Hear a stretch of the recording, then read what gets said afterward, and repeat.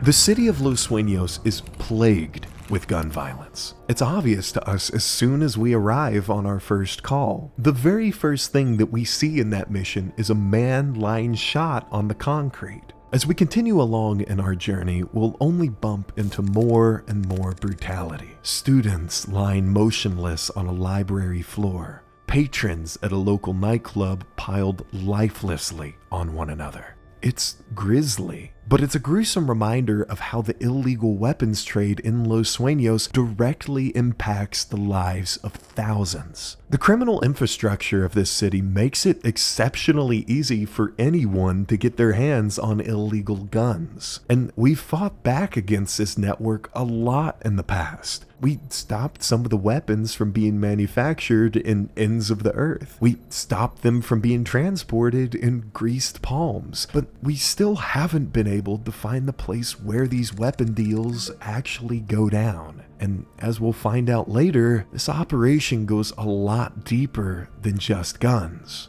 So please, by all means, make yourself comfortable, grab yourself something to drink, and accompany me as we investigate Buy Cheap, Buy Twice. Earlier this evening, members of the LSPD Auto Theft Task Force were conducting a routine warrant service at Caesar's car dealership. At some point during this interaction, though, something went wrong, prompting the men at the car dealership to open fire on the LSPD. Several officers now lay wounded, and according to a 911 caller, shots are still erupting from inside the building. As if this wasn't already enough, though, the LSPD also has 2 undercover officers working in this car dealership. Our intel suggesting that they were investigating a large arms deal that was supposedly going down tonight. Now, it's been confirmed that one of these undercover officers, Alejandro, was killed during the shootout, but the other is presumably still alive and hiding somewhere in the building. So, it's up to us to get inside and locate him so we can pull him out of this mess. Now, we arrive to the scene via a small alleyway, and when we make our way out of it, we'll see perhaps one of the roughest areas that we've seen in Los Suenos. This street is absolutely littered in homeless encampments and trash. Half-finished construction blocks off a large portion of the road, and to any regular person, a street like this would be nearly impossible to navigate if you were in a car. Which is really strange when you consider the fact that this is supposed to be a car dealership. In this street side area, though, we'll find 4 police officers that were shot during the shootout, most of which have taken cover behind cars or collapsed in nearby alleyways. One officer even appears to have been shot while driving, which caused them to crash their police cruiser into a nearby telephone pole. On the surface, this shootout seems like it was pretty catastrophic. The LSPD would have been incredibly cautious going into a place like this, especially if they had intel that some sort of weapon deal was going on here. It almost seems as if the men at the dealership were anticipating their arrival, and the fact that the police cars were fired upon as soon as they arrived seems to confirm that.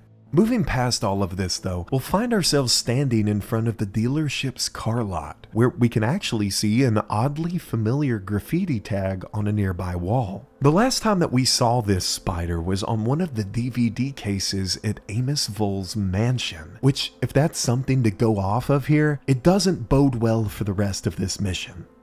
Now, the car lot itself usually has a few armed guards patrolling around it, so we'll need to exercise extreme caution here. The men are clad in some really strange clothes too, most of them having on not only suits, but also ski masks. As we work our way around the outside of the building, we'll encounter waves of these enemies, almost all of them sporting automatic rifles or other similar weaponry. Now, I can't emphasize enough just how many enemies there are on this map. And in addition to that, we also have to worry about 2 separate buildings and a lot of nooks and crannies in between. So because of this, on my runs, I personally like to try and clear the entire exterior of this map before making my way into the actual dealership building. This way, you can keep everybody in there contained, and you won't have to worry about additional enemies flooding in from the outside once you actually begin clearing it.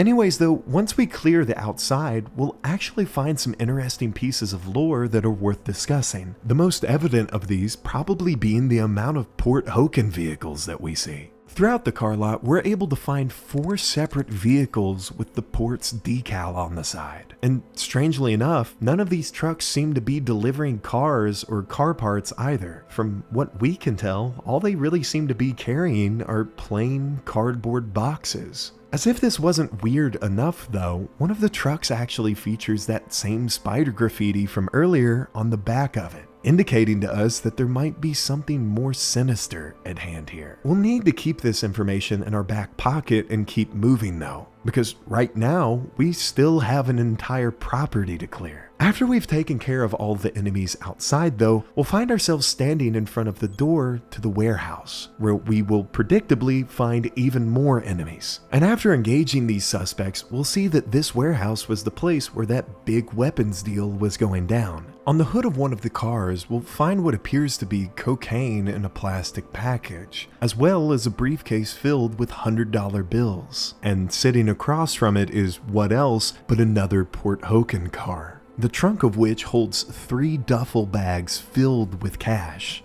Now this confirms to us that there is in fact some shady dealings coming out of the port, but now that we know that, it's honestly a little bit concerning. After all, how much illegal product were these guys hauling if they needed 2 box trucks and 2 semis? This concern is heightened even further when we make our way into the next room, because here we'll find an entire stash of illegal weapons. Not only this, but we'll also see that the car dealership has been smuggling packages of cocaine into the door panels of some of the cars they're selling. This being a much safer way for them to smuggle drugs wherever they need to go. A potential buyer could even approach them at the dealership, and to the outside eye, it would just look like they were buying a shitty used car at a high price. Nothing really out of the ordinary for a place like this. It's also worth noting that prior to being placed in the car doors, the cocaine was being stored in these small plastic containers. Containers which seem to take up a lot of the shelving in this room. In fact, it would appear that almost everything in this room is connected in some way or another to this operation. Even the random unmarked cardboard boxes are holding either ammunition or gun parts. Everything considered, this would already prove to be one of the largest busts in LSPD history. But we're not even halfway through this map yet, and the fact of the matter is, it's about to get a lot darker than just illegal weapons and drugs. Making our way out of the warehouse, we can see a door labeled Keep Out, and upon disobeying it, we'll find ourselves inside a dimly lit hallway. The first door on the left takes us into a small office, where we can see a pile of shredded paper, as well as a PC, which seems to be in the process of deleting hundreds of different files. And oddly enough, these files are labeled Girls' IDs. And while that might not make sense to us right now, that quickly changes when we make our way into the next room, which is where we'll make one of the most horrifying discoveries in the entire game.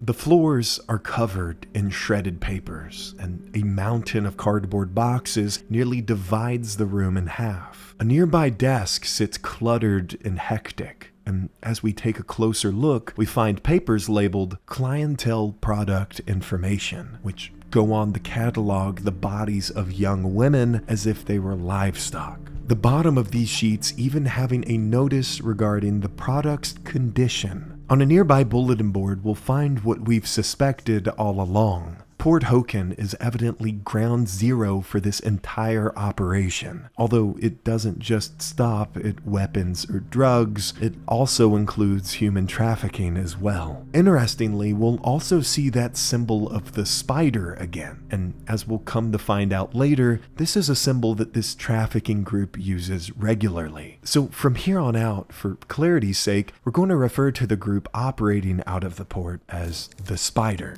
As difficult as it might be for us to do right now though, we need to try and compartmentalize what we've just seen, because one of our undercover officers is still trapped somewhere in this building. So after reporting this evidence to TALK, we'll make our way back outside and into the hallway. Now, while there are several enemies throughout the rest of this floor, there really isn't a whole lot of note here. We can find the dealership floor, which displays several cars, as well as a small office, but aside from a few slightly interesting emails, there isn't too much that we can find here. So with that being said, we'll make our way upstairs onto the second level of this building. At the end of a small hallway, we'll find yet another small office, but in here, we'll actually see some things that are worth mentioning. All of the cubicles in this office are relatively bare, aside from one. This cubicle is littered with papers, and the desk and nearby filing cabinet are literally overflowing with forms and contracts. Strangely enough, none of these seem to be related to the illicit activities going on here, though. In fact, it sort of gives us the impression that the man working here, Jeff Longley, is the only person that's really focused on just selling cars. And by the looks of things, it seems like he's really got his work cut out for him here. I like to imagine that the rest of the people in this office are focused on drug dealing or weapon smuggling, and poor Jeff is just here trying to sell shitty, half-used Mitsubishis. We can even find a pack of cigarettes and a beer sitting on Jeff's desk, implying that he's been pretty stressed out trying to keep this dealership afloat. Another interesting point that we'll find is an email on Jeff's computer, which reads as follows. Hey Jeff, have you seen Brian? He got called in upstairs by the CEO, but didn't come back to his desk. I got papers I need him to sign today before I leave. George. Now, it's worth mentioning here that Brian is actually the name of the undercover cop that we've been searching for. But as we make our way into the next room, we'll find the real reason why he hasn't returned back to his desk today. Brian sits motionless, tied to a chair with a gunshot wound in his head. It seems that prior to this confrontation with police, his true identity was discovered by these criminals. And after he had seen all of the things that took place here, the crooks were left with no other choice but to kill him. Next to Brian's corpse, we'll find a whiteboard detailing the nature of this Port Hoken deal. And to just call it big would be a bit of an understatement. This transaction was said to involve 200 kilos of cocaine, 300 kilos of meth, 550 firearms, and 60 trafficked women. An inventory that, when placed all together, would net the Spider nearly $20 million. Interestingly enough though, while we did find drugs and guns in the warehouse, we never found any women, which leaves us to wonder, where are they? It's really scary to think that human beings are being trafficked through here as if they were cattle, and the sheer number of those forms that we saw earlier paints a horrific picture of the full scope of this operation. This spider has been exploiting thousands of women and is selling them off to the worst scum imaginable. And unfortunately, just about everything that we've seen in this city so far has been helping this group profit. The drugs manufactured by the Los Locos have been distributed by the Spider. The guns that we saw made by the Tran family were being sold to the Spider. And even other monsters like Amos Vole are said to have deep ties to this organization. It's terrifying. What initially started out as a raid on an underground weapons ring has now snowballed into something much more serious. The inclusion of human trafficking here is something that we could have never seen coming. This shadowy organization, the Spider, seems to be pulling the strings of all of this from afar. And aside from their weapon and drug suppliers, we haven't been able to take down any of the people within it yet. The web of crime that this group has sown is sickening. Countless lives have been ruined directly and indirectly from its actions, and as we'll soon come to find out, this group doesn't fear repercussions. They don't fear consequences. They are the boogeymen of Los Suenos, and they're operating on a level that we can barely comprehend. And as we look off into the night of this cruel city, we can't help but feel something wicked staring back at us. Thank you guys so much for taking the time to watch today's lore episode. If you like this video, I think you might also enjoy my lore series on SWAT 4. If you guys didn't know, SWAT was essentially the game that inspired Ready or Not. It's the closest thing to a prequel that fans like us really have for it. So if you've been enjoying my Ready or Not lore series, I think you might also enjoy this one too.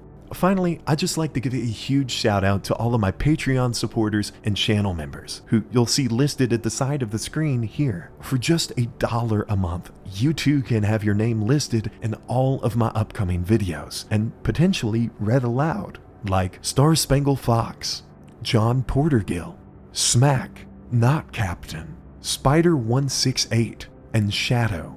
As always though, thank you guys so much for taking the time to watch today's video. You know I love you. I'm out.